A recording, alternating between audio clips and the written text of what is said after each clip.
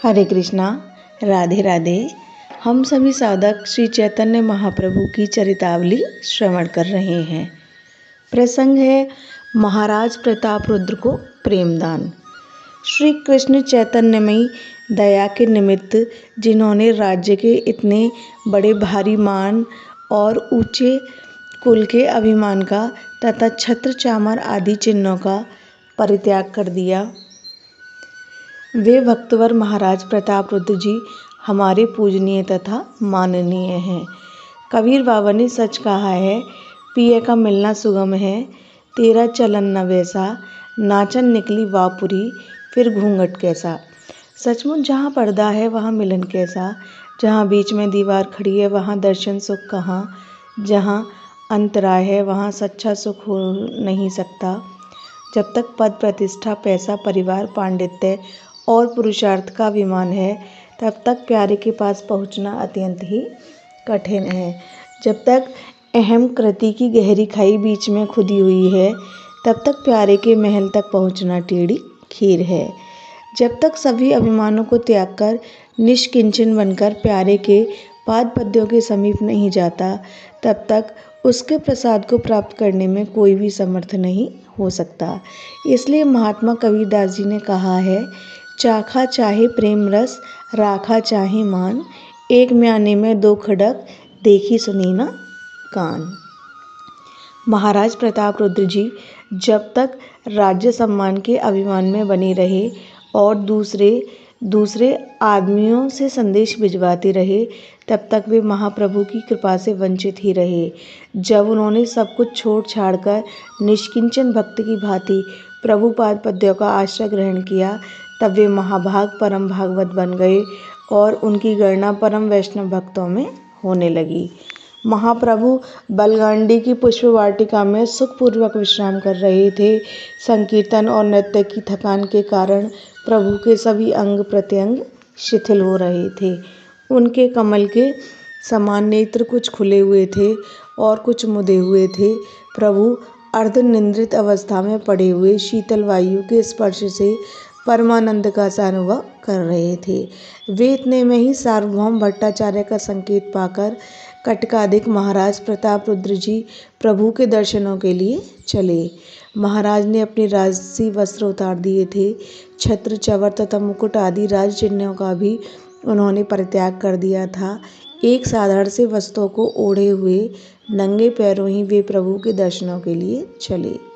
महाराज के पीछे पीछे नियम के अनुसार उनके शरीर रक्षक भी चले, किंतु महाराज ने उन सबको साथ आने से निवारण कर दिया। वे एकाकी ही प्रभु के निकट जाने लगे।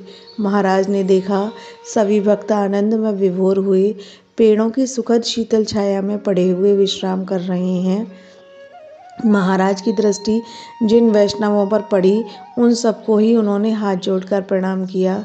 थोड़ी दूर पर अर्धोन्मिलित दृष्टि से लेटे हुए प्रभु को उन्होंने देखा। महाप्रभु सुखपूर्वक लेटे हुए थे।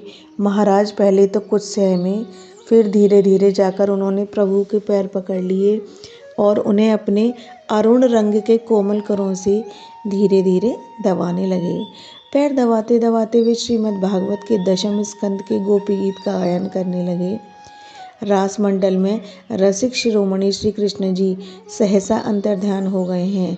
उनके वियोग दुख से दुखी हुई गोपिकाएं पशु पक्षी तथा लता कुंजों से प्रभु के संबंध में पूछती हुई विलाप कर रही हैं। उसी विरह का वर्णन गोपिका गीत का जयति तेदिकम आदि 19 श्लोकों में किया गया है। महाराज बड़े ही मधुर स्वर से उन श्लोकों का गान कर रहे हैं। श्लोकों के सुनते सुनते ही महाप्रभु की प्रेम समाधि लग गई।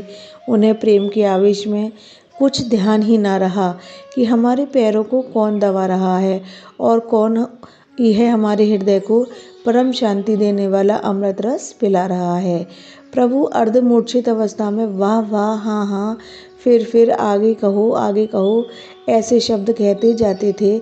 महाराज जब अन्य श्लोकों का गायन करते करते इस श्लोक को गाने लगे, तब कथामृतम तप्त जीवनम कवि भिरीडितम कल्मषापहं श्रवणमंगलं श्रीमदाततं भुवि गुणन्ति ते भूरिदां जनाः। तुम्हारा कथामृत त्रिपातों से तपे हुए प्राणियों को जीवन दान देने वाला, ब्रह्मादि द्वारा गाया जाने वाला, पापों को अपहरण करने वाला, सुनने मात्र से ही मंगल प्रदान करने वाला, सर्वोत्कृष्ट और सर्वव्यापक है। उस तुम्हारे ऐसे कमनीय कथामृत का जो इस पृथ्वी पर कथन करते हैं वे ही बड़े उदार पुरुष हैं। फिर जो उसका निरंतर पान करते रहते हैं उनके तो भाग्य का कहना ही क्या है। तब महाप्रभु एकदम उठकर बैठ गए और महाराज का जोरों से आलिंगन करते हुए कहने लगे, अहो महाभाग, आप धन्य हैं। मैं आपके इस ऋण से कभी उऋण नहीं हो सकता। आज आपने मुझे प्रेमामृत पान कराकर कृतकृत्य कर दिया। आपने मुझे अमूल्य रत्न प्रदान किया। इसके बदले में मैं आपको क्या दूं? मेरे पास तो यही प्रेमालिंगन है, इसे ही आपको प्रदान करता हूँ। आप अपना परिचय हमें दीजिए। आप कौन हैं? आप ऐसे अहेतु की कृपा मुझ पर क्यों की है? अत्यंत ही विनीत भाव से महाराज ने कहा, प्रभु, मैं आपको दासों का दास बनाने की इच्छा करने वाला एक अकिंचन सेवक हूँ। आज मैंने क्या पा लिया? प्रभु के प्रेमालिंगन को पाने पर फिर मेरे लिए संसार में प्राप्य वस्तु ही क्या रह गई? आज मैं धन्य हो गया। मेरा मनुष्य जन्म लेना सफल हो गया। इतने दिन की जगन्नाथ जी की सेवा का पुरस्कार प्राप्त हो गया। आपके श्री चरणों में मेरा अक्षुण्ण स्नेह बना रहे और आपके हृदय के किसी छोटे से कोने में मेरी स्मृति बनी रहे, यही मैं आपके चरणों में पड़कर भीख मांगता हूँ। इस प्रकार महाप्रभु के प्रेमालिंगन को पाकर और महाप्रभु की प्रसन्नता को लाभ करके महाराज प्रभु के चरणों में प्रणाम करके चले गए। भक्त वृंद महाराज के भाग्य की भूरी भूरी प्रशंसा करने लगे।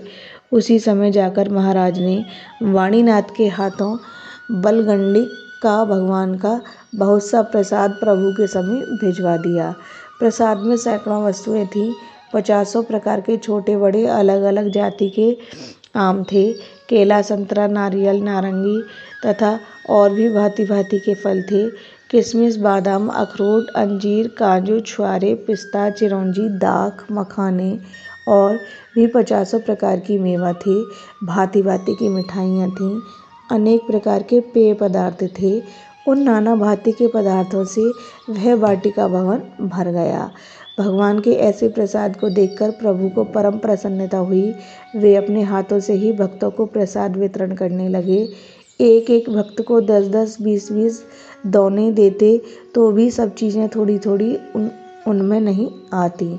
महाप्रभु भक्तों को संकीर्तन से थका हुआ समझकर यथेष्ट प्रसाद दे रहे थे।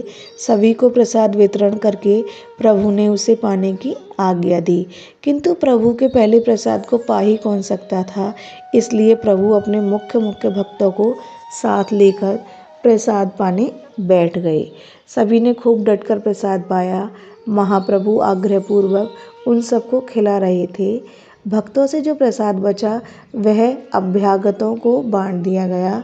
प्रसाद पा लेने के अनंतर सभी भक्त विश्राम करने लगे। इतने में ही रथ के चलने का समय आ पहुंचा। महाराज ने रथ को चलाने की आज्ञा दी। लाखों आदमी एक साथ निरंतर रथ को खींचने लगे, किंतु रथ टस से मस नहीं हुआ। तब तो महाराज बड़े ही चिंतित हुए। इतने में ही महाप्रभु अपने भक्तों के साथ रथ के समीप पहुंच गए। महाप्रभु ने हरि हरि शब्द करते हुए जोरों के साथ रथ में धक्का दिया और रथ उसी समय घर घर शब्द करता हुआ जोरों से चलने लगा। सभी को बड़ी भारी प्रसन्नता हुई।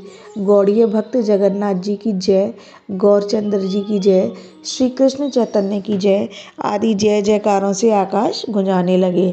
इस प्रकार बात की बात में रथ गुंचिटा भवन के समीप पहुंच गया। वहां आकर भगवान को मंदिर में पधराया गया। भगवान के पुजारियों ने जगन्नाथ जी की आरती की।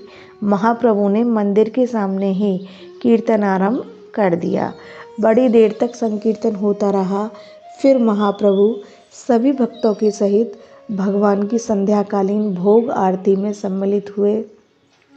सभी ने भगवान की वंदना और स्तुति की। तदंतर भक्तों के सहित महाप्रभु ने गुंचिटा उद्यान मंदिर के समीप आईटोटा नामक एक बाग में रात्रि भर निवास किया। गुंचिटा मंदिर में 9 दिनों तक उत्सव होता है।